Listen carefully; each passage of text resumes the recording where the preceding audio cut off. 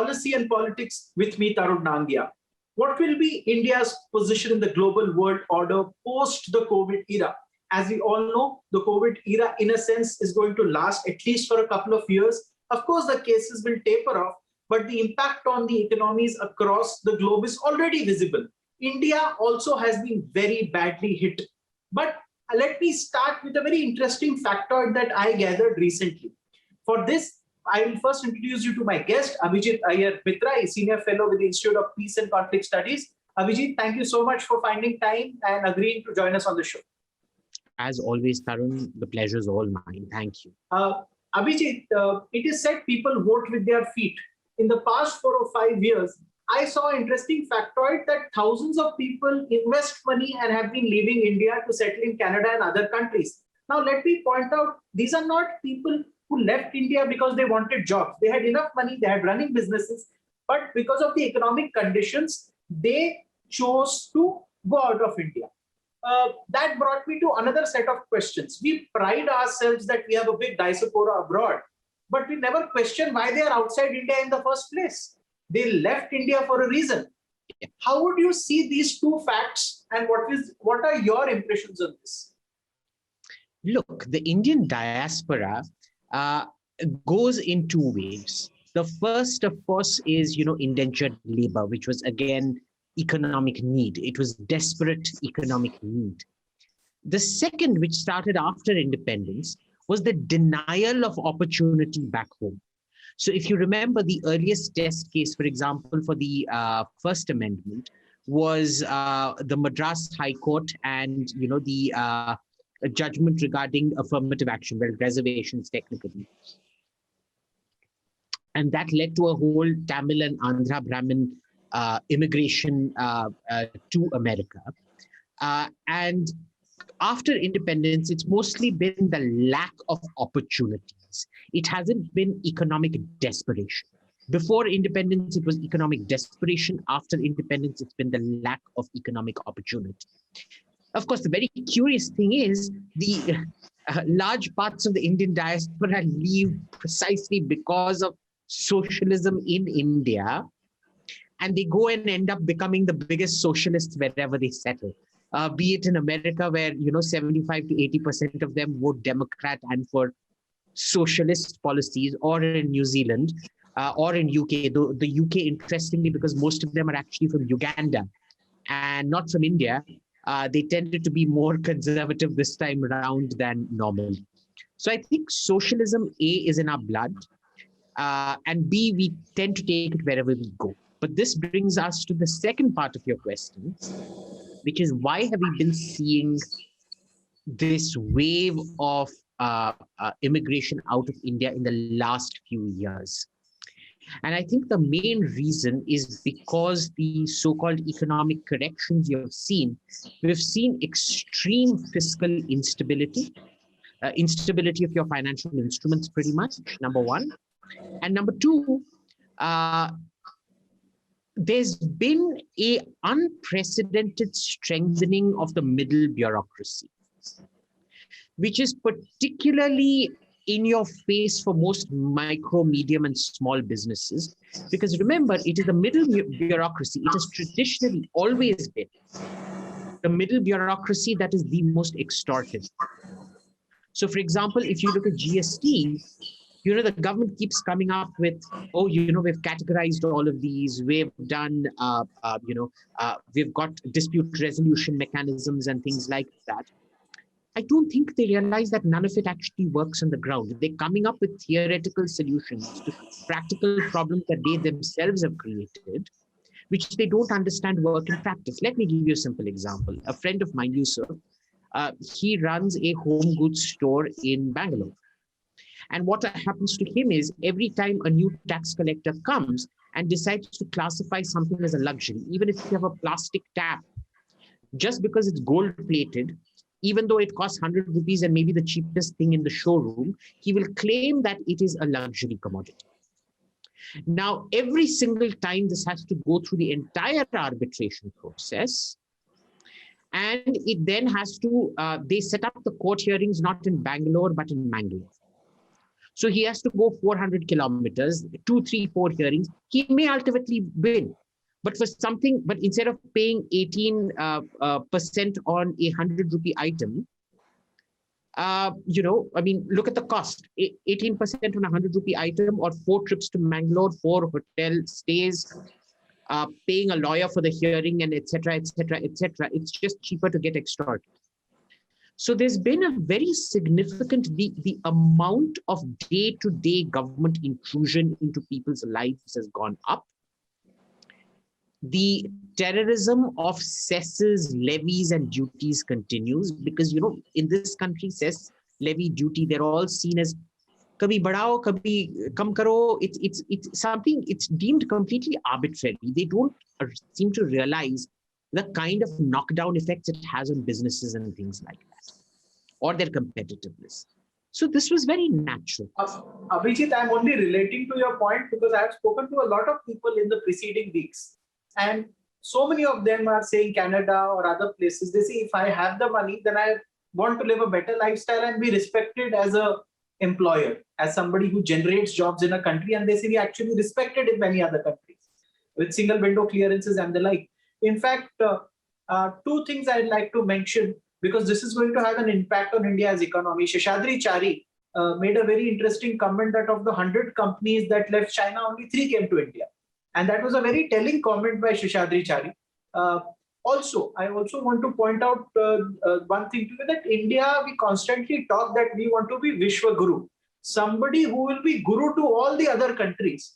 But I think basic intelligence will teach us that first I need to be self-sufficient, then I can become guru of others. Do you think that narrative is lacking, that first I need to be self-sufficient as a country in my economy, then I will, and then I can help others, or others will look up to me? See, I think the issue here is that we don't even understand the nature of the problem. Our bureaucrats, for example, they think the solution to everything is more rules. And when those rules come out, they are so verbose that you need several. One lawyer isn't enough to understand it. You need a whole barrage of lawyers to understand what they've written. There is also, a great deal of power cornering that happens through verbosity. The more more language and more complexity you put into a document, they don't realize it doesn't make life easier. It actually makes life a lot tougher for people. And, you end up creating a lot more dispute resolution opportunities, which is to say more disputes for the ordinary people, but more dispute resolution opportunities and more non-existent work for bureaucrats, for judges, for arbitration councils, for tax collectors, etc., etc., etc. Now, it's fine talking about Vishwaguru purely as a slogan, but in practical terms, I don't see how that's going to happen in my lifetime. Because if you can't resolve something as simple as bureaucratic language in a country where, complexity is confused for profundity, when in fact it's the opposite. Complexity is usually used to mask the lack of thought and the lack of profundity in a law. This is bound to happen. So I want to understand from you, so where are we headed in the next 5 years? I don't want economic numbers for you. I know you're not for that. But you're also that there is a Russia in this world, there is America, there is China, and then there are us. There is a China who, even by growing at 2%, grows much more than us because the size of the economy is infinitely bigger. So we can give it to common people that they're only going at 2%, but at what base? Right. Do you think India faces a tough time in the post-industrial revolution that we need to get our socks up? Look, I think the 4th industrial revolution is going to completely bypass India, just like the first 3 industrial revolutions pretty much bypassed India. And there's a reason for it. With China, there's a single-minded focus on jobs for people and expanding wealth.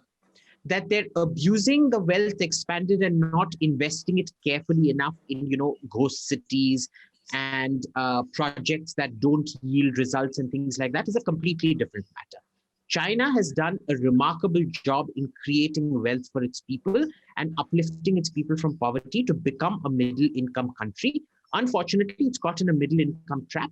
We're not going to get into that in this episode because that's a much more complex issue to be spoken about later. Russia, which incidentally started reforms at the same time, approximately the same time. China started in about 87, 89, and Russia started around 1987, 89, around the same time as well under Gorbachev, and then the breakup. China chose the manufacturing path. Russia chose to give up manufacturing for services. And to this day, it is paying the price because after being an industrial power, a very significant manufacturing power, it was not able to transition into the information age and is still not been able to transition into the information age, to the point that Russian industry is still stuck in the 1980s technology because there's been a massive brain drain as well. Right? China is different. China industrialized. They are probably ahead in certain technologies, consumer technologies, that Russia is not. Now, for India, what has happened is you skip the first wave, you skip the second wave, you skip the third wave. Now I hear people saying we're going to leapfrog into the fourth wave. See, leapfrogging happens when you've got the discipline of the first three waves. You can't just leapfrog into the fourth wave, especially when additive manufacturing comes into vogue. Then, even economies of scale, the economies of transportation and outsourcing no longer apply. Because it's just cheaper, a machine 3D printing something or additive manufacturing something is just a lot easier to do at home. It won't even make sense to ship it over from China. And in fact, it's the smallest, cheapest thing that China started indigenizing first, like toothpaste, toilet paper, light bulbs, that are going to be replaced first. And then Abhijit, because I understand the fact we import even something as inane as a liquid detergent from China. It comes in containers. We don't even produce our own liquid detergents. Even those are coming from China. It tells something about India as a manufacturing power. If we can't even manufacture these, I'll take you to another aspect of this discussion. I want to know from you specifically, in the global order of power economies, there is still your US, UK, China, and other countries. India so far, either in defense or otherwise, we've not been able to build a strong base. Auto components are an industry where we've traditionally done well. But currently, economic situation is dire. Times are not that good. Do you think going forward, it is only an uphill task for India, or do you think things will get easier? Look, it's an impossible task for India, and it's only going to get worse. Because the more the impetus towards additive manufacturing, the market size that we have to cater to shrinks. And then you are competing. See, the additive and manufacturing market is an extremely specialized. So it will reduce the size of your workforce, but the supervisory elements where the humans are in the loop will require a much higher level, not just of education, but also of decision-making.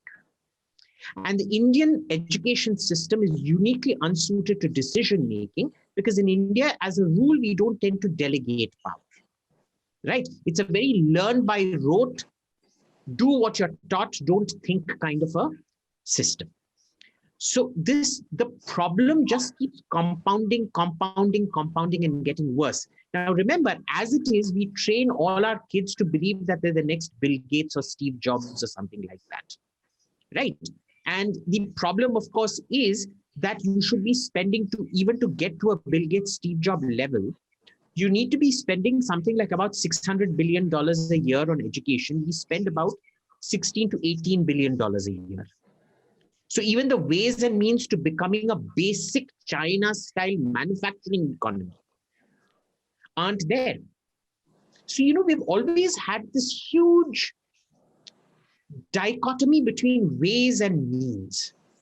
Everybody gives this slogan about the end result.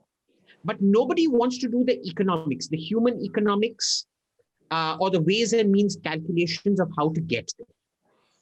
And that's very problematic. So when you say Vishwaguru, for me, of course, it's a completely amorphous term. Vishwaguru in what? I think we are already a Vishwaguru in terms of, bureaucratic complication and how to create 1,000 problems where none exist. But in anything else, we really are not. So leave aside the amorphousness of this notion of Vishwaguru. Where are your ways and means calculation? Every time I've met someone, I ask them, show me the economics, show me the inputs that you're using to say we're entering the information age or we're going into the 3D printing additive manufacture age. There is none. The only other time I've come across a situation like this is China and its Belt and Road calculations. For the last 10 years, I've gone on asking the Chinese, please show me your costing. Show me your cost benefit analysis. Show me your opportunity cost. I'm yet to receive a document. So, it's just a slogan unless you have a pathway, unless you have the costing, and unless you have the economic plans that go into the cost. Now, I want to ask you this particular question because it is oft repeated, Abhijit. A lot of people talk about the Angus Madison study, in which they say that India had 25% of the world GDP only as little as about 400 years ago. And they say you're being pessimistic only because India has now come down. It's a cycle. India will come up. And you shouldn't be speaking these things because we did better. And now if we are down, you simply, you should talk positive and you shouldn't talk this. Right. So there's several issues to that. Every time people bring that up, I think we need to keep going back to Ian Morris and Why the West Rules for Now, one of the most brilliant books I've ever read, much better than Yuval Harari and, I'll get a copy. Sapiens and all of that, which shows you that actually out of the 40,000 years of human evolution, the West has been ahead for 38,000 years. That in fact, the last 1,500 to 2,000 years where India and China were ahead are actually the aberration in the norm. We like to only take the framework of the last 2,000 years and show that, India was ahead for 1,500 years out of those 2,000 years. Not the case, number one.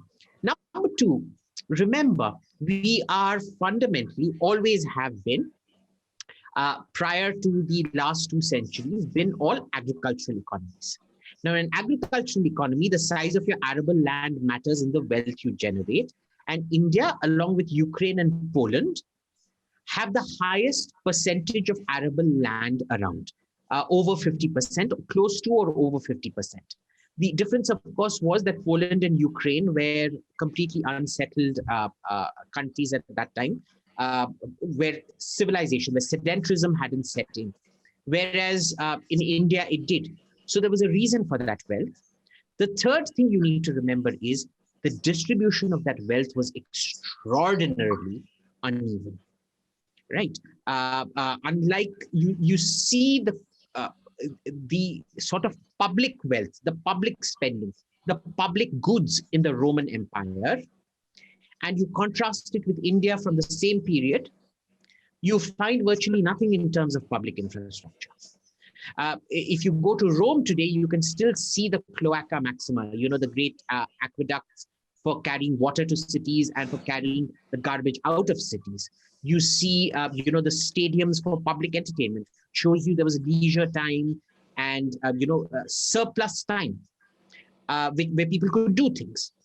You see theaters, stadia, everything, horse racing stadia, amphitheaters for plays, dramas. You see swimming pools being constructed. You see steam baths being constructed and all of that, all for the public good. In Europe, in medieval Europe, you see, council houses and things like that being constructed as signs of, a sort of common wealth creation for the people. In India, after the Indus Valley civilization, where do you see these public goods being created? Now, the Indus Valley is unusual in that it almost seems like a communist utopian society in that day and age where everybody was equal and you had a brilliant distribution of public goods and all the money was spent on the public good. But since then, where have you seen it, number one? But Abhijit, very interestingly, and number two, and this is just one last point. Very, very interesting point. During the Mughal period and throughout the Sultanate period, the wealth capture was so extreme that even when it was kind of less oppressive, 655 families controlled 70% of your GDP. India's GDP, 655. That is actually worse today than the ratio of the Pakistan Fauji Foundation.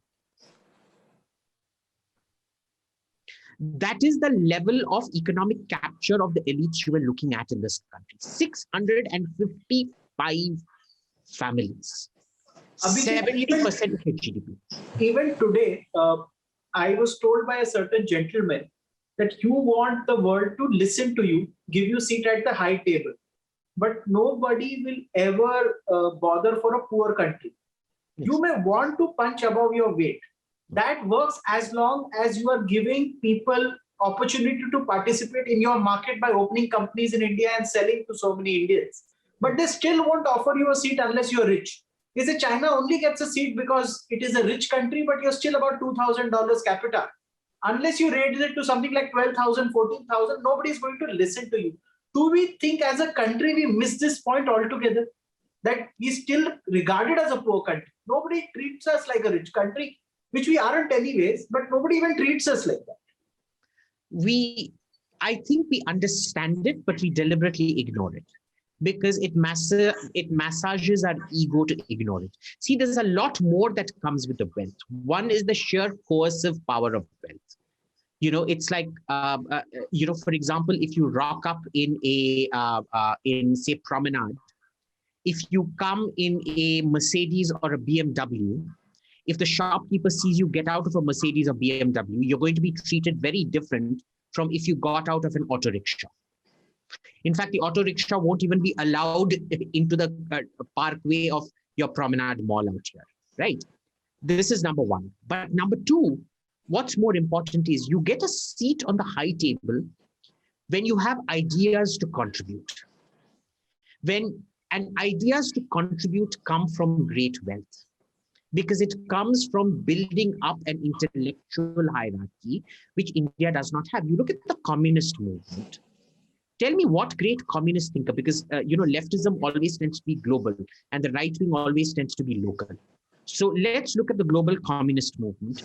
Tell me one great Indian thinker who has ever been institutionalized into the international communist pantheon. Not Jyoti Babu, not Harkishan Singh Surjit, not Prakash Karat, not Sitaram Yechuri. Nobody has even heard of these names in the international communist sphere. But everybody's heard of Lenin, Marx, Engels. Everybody's heard of Zhou Enlai and Mao Zedong, and everybody's heard of Castro and all of that. Even in that limited sphere, where India has been unique in electing two communist governments and re-electing. It wasn't just a case of electing the communist government, but repeatedly re-electing communist governments. What has our thought to international communism or socialism been? Zero. India is an intellectual dunce in the communist world. Right? But Abhijit, you see this process across the board. India has not had a big idea to give the world for a very long time. Abhijit, we have been given global orders worth billions of dollars in defense and other industries. Secondly, we have been allowing some of the biggest conglomerates in the world to participate in the India story. Even after that, we are not given that regard which we should have got. Do you think that it is only and only because our per capita income is so low that the image that we take of India as somebody which is still struggling? Do you think that image haunts us? See, if you look at it in the global scheme of things, India's orders technically amount to not much, right? And there's also this knowledge that it's such a fickle market. This isn't a reliable customer. This isn't a chap who's going to be loyal to my brand. He's going to come, he's going to go. I may have him today, I may not have him today. For example, if you keep think of it as an airline reward program. If you create enough business throughout the year going on flying with, say, Lufthansa or Qatar or whatever, you go up the points till you become a platinum member. If you're always searching for the best deal going either on Qatar or on Turkish or on Aeroflot or on Air France or on Virgin Atlantic or whatever, you may end up spending the same amount of money, but you won't have that kind of pull in each one of those airlines. That is the problem in India. We never create economies of scale. For the amount we say spend on defense or anything else, we could have created amazing economies of scale and made certain, not all, but certain foreign countries and certain foreign manufacturers very, very dependent on you, and therefore a powerful lobby group for you, which we have not. So you mean despite having the cash, we have not been able to deploy it wisely? Absolutely. Look at our defense budget.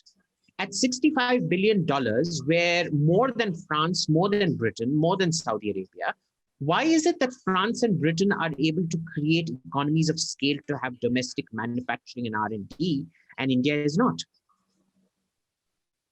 Right?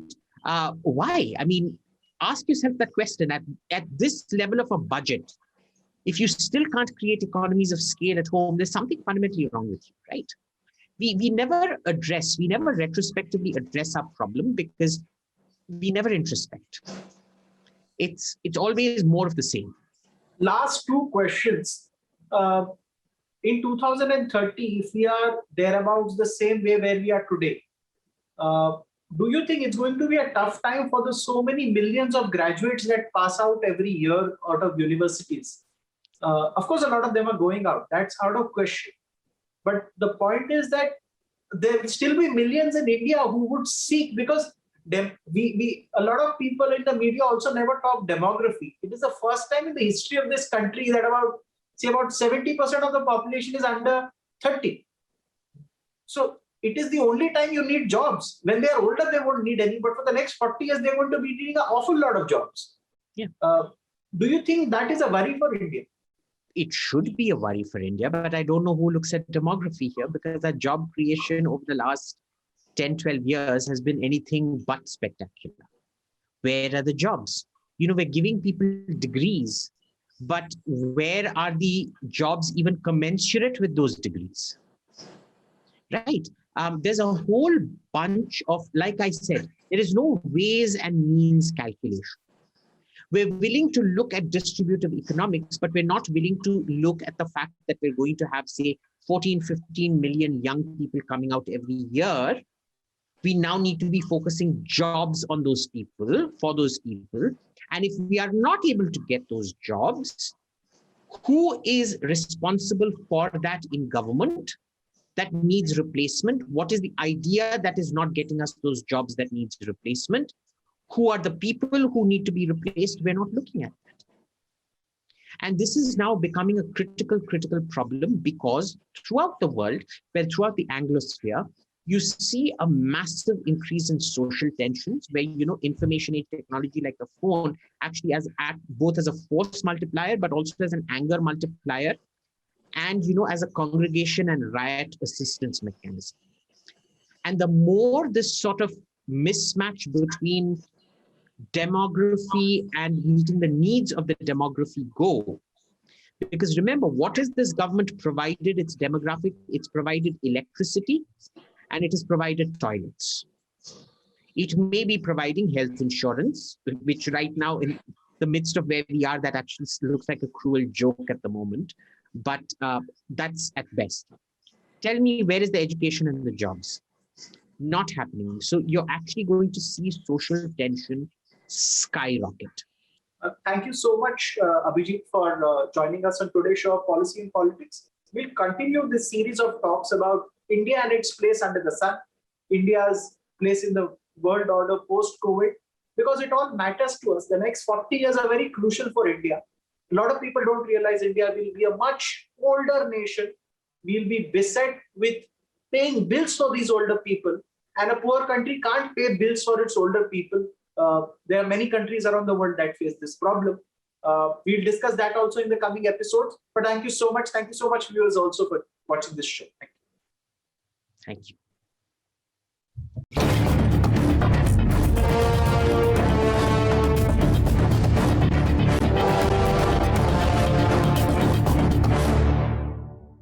For more such videos, subscribe to the NewsX YouTube channel, hit the bell icon.